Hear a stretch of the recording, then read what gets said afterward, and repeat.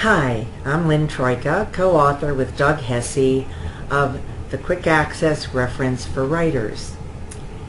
This short video is intended to tell you about a totally new feature never before included in a handbook for writers. Our extensive material on synthesizing sources for research writing is one of our favorite new features.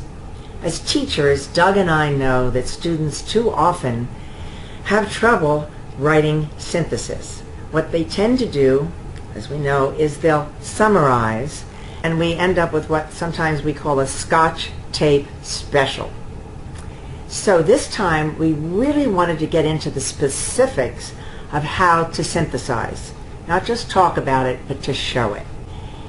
Our 10-page chapter 22 is called Synthesizing Sources for Research Writing, and it lays out clear explanations of how to handle 5 different relationships between sources that call for synthesis. And here's a list of the relationships. Sources that agree, sources that disagree, sources that only partly agree, sources that cover the same general topic but diverge importantly in their specifics, and sources with specific information in one or more ways, but it's in contrast or contradicts or agrees with general information. So it's specific and general not quite coming together. For this material, we present each of those 5 relationships separately. And each of our presentations consists of 4 parts.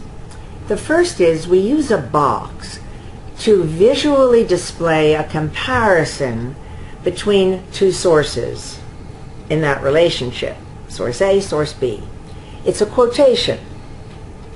And we give the MLA citation for that quotation in full. Just below that example of 2 quotations is a student comment that teases out the essence of what that quotation says. The third part of our material for each relationship is called Sentence and Paragraph Guides. When we show students the rhetorical moves research writers make when they synthesize sources. This is something that our students are not that familiar with doing, so we give them some guides as to how to present the synthesis. And finally, for each relationship, we have an example written by a student of a good synthesis between those 2 sources. And after that example, we have a revision of the example to be more concise and more effective, so that we're reinforcing the concept of 2 drafts when you write. That is for each of the 5 relationships. Doug Hesse and I are very excited about this entirely new feature in our handbooks. We truly think it'll help students.